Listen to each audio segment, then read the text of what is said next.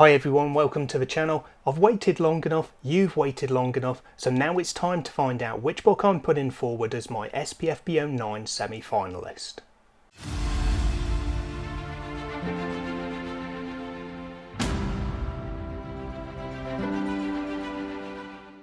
So I had a great time reading the books that were allocated to me for SPFBO9 as part of Team Bookborn. If you're not aware of the kind of full scope of the competition, I'll leave some links down below to Mark Lawrence's blog where everything is contained. You can find all the details about how the competition runs and follow the competition with all of the books involved as they get cut or passed through to the next stage as applicable. Team Bookborn this year was made up of myself and another 4 booktubers for phase 1 of the competition. Returning from last year we had Leslie from The Nerdy Narrative and Pete from Ponderings of Pete, and then joining us as well were Andrew from Andrew's Wizardly Reads and Jordan from Jordan Reads. Each of us were allocated 6 books. We read those, we put forward a semi-finalist for Bookborn to read. She will then choose her favourite from that selection and put it forward as her finalist. So I'm going to quickly run through the 6 books that I had in my allocation. I'll do it in alphabetical order by title, so there's no perceived favouritism or anything along those lines. Then I'll run through kind of in order, in reverse order of how much I enjoyed them or how well they did in the competition, so to speak, as far as I'm concerned. And we'll find out at the end of that who's going to be my semi-finalist. So first off we had Ask Fees by Rebecca Schmidt. This one is a kind of political fantasy really. There's some action involved, there's a bit of romance involved, but at the heart of it it's a long con political kind of game. You've got a nation who pull the strings of other nations and they're trying to get rid of a ruler and supplant them with not one of their own but with someone who is their preferred candidate. So we follow a couple of the agents who are working towards that aim and the adventures that they get on along the way. Next up is Daughter of the Beast by E.C. Greaves. This one focuses on a young girl who's taken at the very start of the book by essentially monsters. They are kind of wolf women who raid her village. They take her away as a captive and essentially raise her as one of their own. And we follow her as she grows up and she starts to learn about her new life and starts to learn about the people who've taken her and become part of their family. Then we've got Strangers in the High City by J.E. Cabrera. This one focuses on 3 different people. You've got a nation that's home to humans, dwarves and elves, and within that the main characters are 2 humans and a dwarf. The dwarf is essentially rising up, he's trying to escape his lot in life and live as a free dwarf. You've then got 2 young humans, one of whom is setting out for a life of adventure, the other setting out looking for revenge. Next up is To Steal the Sun by S.M. Carter. This is a heist fantasy set in a South Asia inspired world, and you follow a crew as they are all put together or drawn together and then they set out to perform this incredible heist. 5th on my list is Unfamiliar Territory by R. Lindsay Carter. This one is about a young girl who's a bounty hunter with a secret. She can shapeshift into a cat, but that's only really half of her great secret. The story follows her as she sets off to track down what seems to be just a regular, probably low scale actually, mark to gain a bounty on, and obviously things go a lot further than that. And then finally we have Winds of Change, or Seekers, Winds of Change by Troy Knowlton. This one features 2 best friends who are both seekers. They are essentially relic hunters working for a sovereign, and they're split up and we follow 2 largely separate storylines, as one is sent out to find and bring back a powerful artifact and the other one is sent out to try and get to the bottom of a plot to assassinate their sovereign. So as I said then, I'm going to go through these in kind of a reverse order and I'll give my overall thoughts of the books and any reasonings as applicable. I will also give a bit of a score, so I haven't actually given any of these a star rating on Goodreads for instance when I put up reviews for the books, but I do use a weighted system which is similar to Corpile, where I look at the world building, the characters, the plot and my overall enjoyment, score those out of 20, I score the writing style out of 10, pacing out of 5, and then I've got 5 discretionary points that I can give for anything I feel is worthy of an extra point or 2. That all gives me a total of 100, so I essentially have a percentage score. So I will go through the percentage score, my weighted ratings that I gave to each of these books as well, so you can see how with a different way of looking at it rather than just the 5-star kind of gut feeling, you can see how close many of these books actually were. And then lastly, before I do start getting into them, I've done a dedicated video review for each of the titles in my allocation. I'm not going to link them in the cards in the top corner because there isn't space for all 6, so you can find those linked in the description box below this video. Do check them out to find my full thoughts on each of these 6 titles. So the first one that I've got on my list, which is going to work out as essentially the first of my cuts, this one won't be a surprise to anyone who's been following me or Mark Lawrence's page because I have publicly announced this one as a cut. This was Strangers in the High City by J.E. Cabrera. Now, I did like the story that we had here. I liked the world, I liked the characters. Everything was set to be quite a good book for me. However, the writing did let it down. It felt a little bit unpolished. There were too many errors in there, and I can look past errors, and I will look past errors, whether it's in traditional or self-published books. They're not really something that I fixate on, but there were so many in this one that it became impossible to avoid them, and so that alone basically stopped me from putting it forward in this competition, because the actual technical quality of it wasn't good enough to compete against the other 299 books in the competition. As far as the story itself goes though, as I say, I really enjoyed it, to be honest. I was quite invested in everything that was going on. I thought there was some interesting magic, and the way that the magic kind of brought some of our characters together in ways that we weren't necessarily expecting. There were a few characters that I would have liked to have seen more, and there were maybe a few characters in terms of the point of view chapters that I would have liked to have seen less of, but overall it was a very enjoyable read that, if it was just polished up a little bit more, could have been in the argument. So Strangers in the City scored 75% because the writing style is really, as far as my weighted ratings go, it's quite a small portion of it, even though it did impact my enjoyment of the overall story. The writing style itself didn't end up having too much of a big impact on the overall weighted score. Then I've got Unfamiliar Territory by R. Lindsay Carter. So again, this one was really interesting. I was quite on board with it. The writing was really good and fluid here, and it helped me to move through the book really quickly. I think this might have been the quickest book of the 6 as far as my reading pace for them goes. I think maybe it wasn't quite to my normal taste. I wasn't necessarily the prime kind of target audience for this one, and maybe that's where it fell down for me. I felt that it just needed a little bit more depth. There were a few too many conveniences that didn't throw me out of the story, but I would have liked a little bit more complexity in those situations. With this one, the magic and the kind of bounty hunter that we've got here who can shapeshift into a cat, and the bits that I won't go into for spoiler purposes around that, I thought were really well done, and it led to some really interesting scenarios. Obviously, being a bounty hunter and a cat, it gives you a lot of advantages over your just regular human bounty hunters. You can get into places they can't, you can ask for help from other creatures as well, which obviously humans can't. So I thought it was pretty well put together in that way. There were a few elements in here that didn't really work for me. I don't tend to like things like vampires and werewolves in my stories. This one did feature those, but they weren't a big part of it. They were almost a footnote really, so that's not a problem. But the overall world just was, for me, a little bit too, not modern, but it had a few too many bits of technological advances that didn't really seem to fit in the world for me. There was kind of an explanation given for that, and I understand that that's played on a bit more in some of the later books in the series, so that does help as far as an explanation goes, but it wasn't there in the first book for me. Overall though, it was an enjoyable and a quick read, despite me not being the main target audience. As I say, I ended up scoring this one 72% on my weighted ratings, which was the lowest of the scores, but that's largely based on my overall enjoyment of some of those elements that I don't usually go for. So moving on, we have Ask a Fees Next by Rebecca Schmid, and this one probably surprised me. It was one that, along with Unfamiliar Territory, I was probably a little bit more nervous about reading, because I thought it was maybe a little bit further away.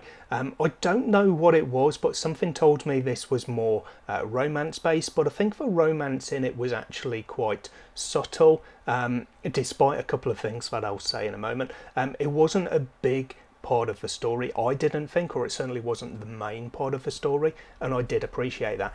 So one of the things that I didn't really like about this, which I touched on, I guess, there, is the romance itself did seem to come out of nowhere. It was a little bit too love at first sight for me, and some of the interactions that we got early on between our two characters, who were the love interests, didn't really work for me. It was basically a lot of it was played out in the characters' heads as they're talking about, he likes me, does she like me, and all of that, depending on who was the one having the thoughts. But it didn't work for me because it just seemed like there was nothing that really led to it other than literally the love at first sight things. It was literally just they'd seen each other for the first time and not had any actual interactions at that point. So that was a disappointment for me. Once I took that out of it, the story surprised me in a couple of ways because I really wasn't expecting it to be this long con. So I did mention in my video review that normally when I see these kind of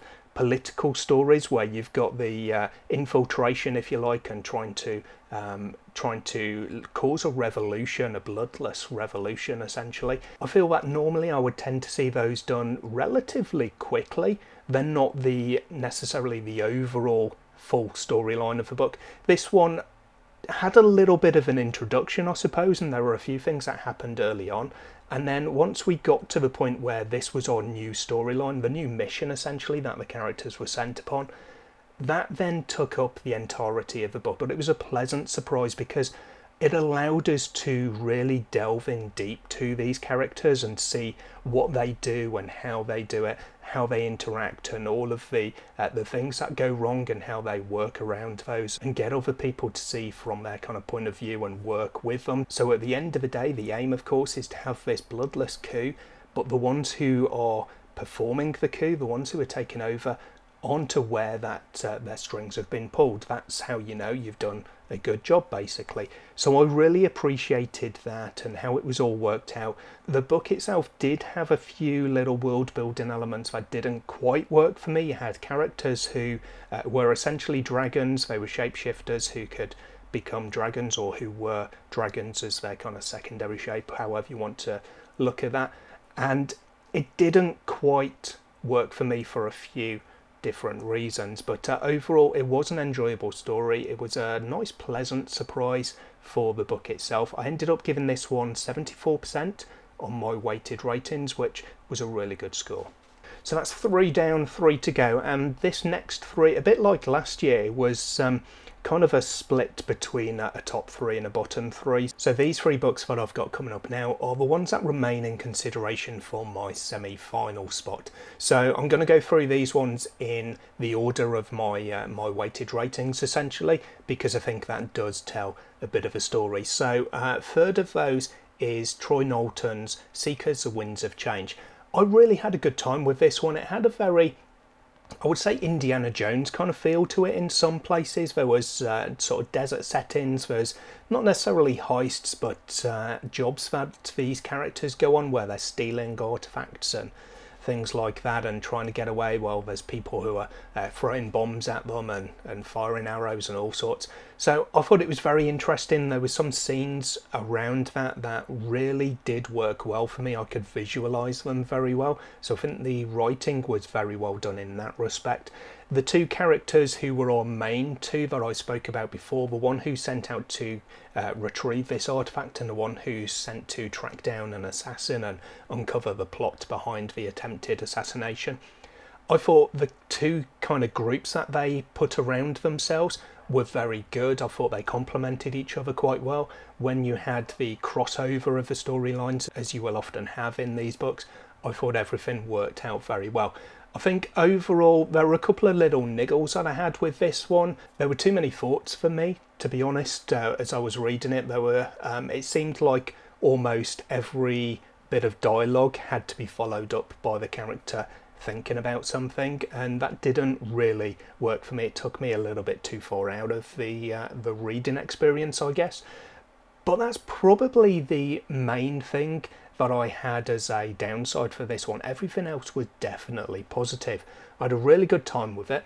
Two of my colleagues, Andrew and Leslie from Team Bookborn, have both read this one before the competition, and they both also really enjoyed it. So this one was definitely one that was going to be in contention. It ended up scoring 75% on my weighted ratings, which, as I've alluded to before, is a really good score. Then we've got Daughter of the Beast by E.C. Greaves, and this one, it was quite nice actually, because there were a number of friends I have on my book club Discord who were interested in this title when they first saw the SPFBO allocations come out, and we ended up doing a buddy read of it. There were a good group of people reading along together, and the overall consensus was that it was a very enjoyable experience. That's definitely the case for me as well. It was the first book that I read for SPFBO9, and it really did set me off on a high, for which I was quite grateful. I really liked the Slavic kind of folklore, the basis that you had for this one. It's not one that specifically has a European setting, it just has some inspiration from some of those elements of Slavic folklore, and I quite appreciated that, because it wasn't a case of trying to really build on those myths, it was just using those as influences, as the way I look at it at least. So we do have a character who's based on a Kikimora. They are called Kimori in this book. I really liked following her and some of the people around her. So you've got these wolf women, as I said, who took her captor, and you've got a gnome in there as well, who is really cool to see.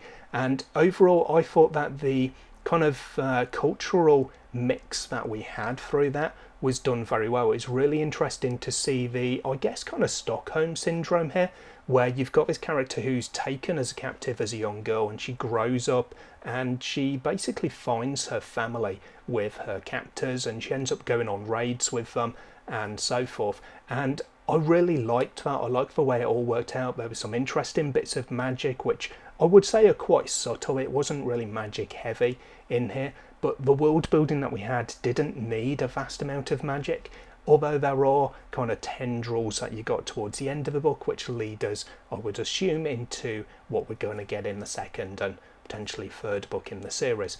The character Zintel, who led this book, a few people did say that she's a bit reminiscent of Esker from Rob J. Hayes' The War Eternal series, and I can definitely see that. She is in many ways a different character, and certainly a lot less foul-mouthed than Esker, but there are a lot of similarities, and she did make a good kick-ass heroine to lead this book. This one, as I say, was definitely very enjoyable. It ended up scoring 79% on my weighted ratings, which is absolutely great.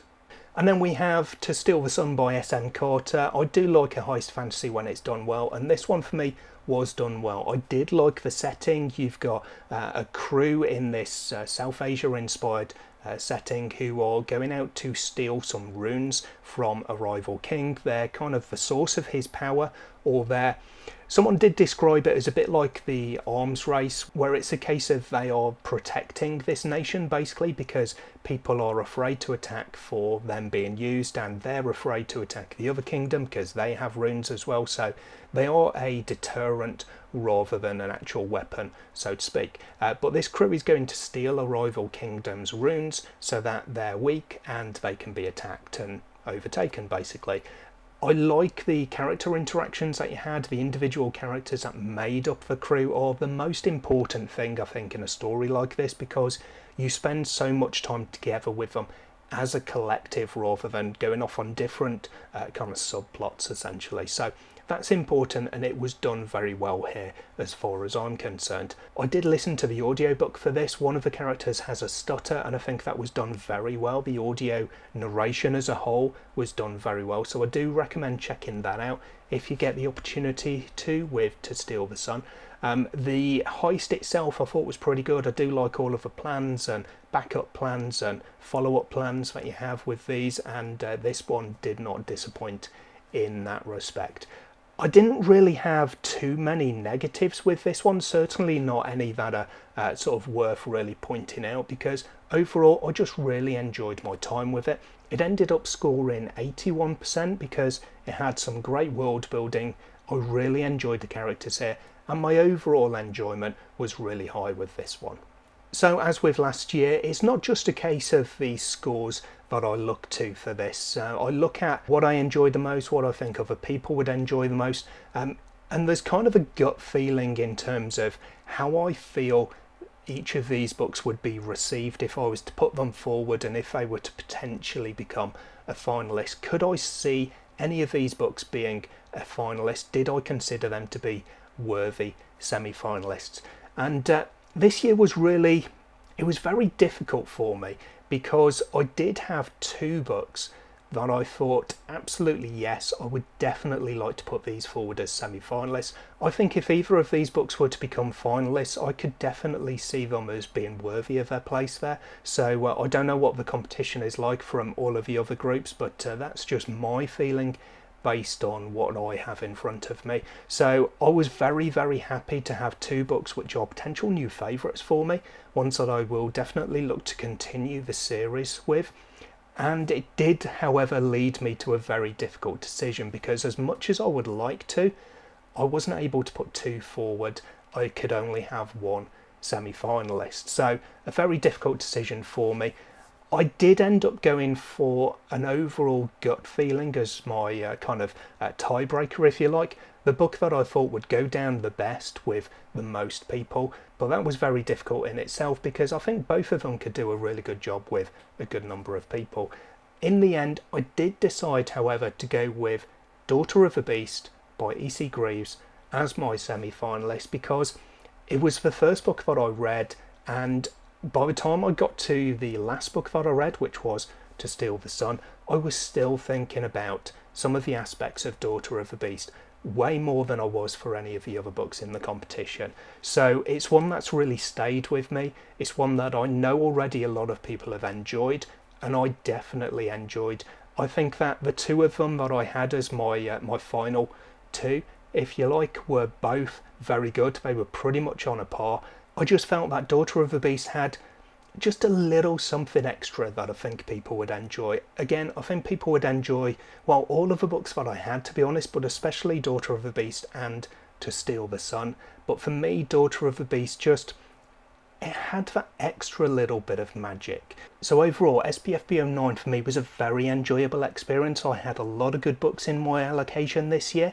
I had a very difficult decision, which, although that's not necessarily a good thing, so I've got to make that decision, it's great to have so many good titles that forced that decision, so I'm definitely happy in that respect. I do definitely recommend all of the titles in my allocation. I had a good time with basically all of them, even though a couple of them weren't necessarily fully tailored to me, and one of them I did find a few technical issues with the writing. Outside of that though, go and check out these books. If any of them take your fancy, pick them up, take it as a recommendation from me. That's everything for now though anyway. I think I've rambled on for long enough. Congratulations to E.C. Greaves, you are now an SPFBO9 semi-finalist. Let me know everyone down in the comments below what you thought of my picks and the books overall. Were there any surprises in this video for you? I'll hopefully see you in the next one sometime soon, but until then, as always, take care of yourselves, read some good books. Bye for now.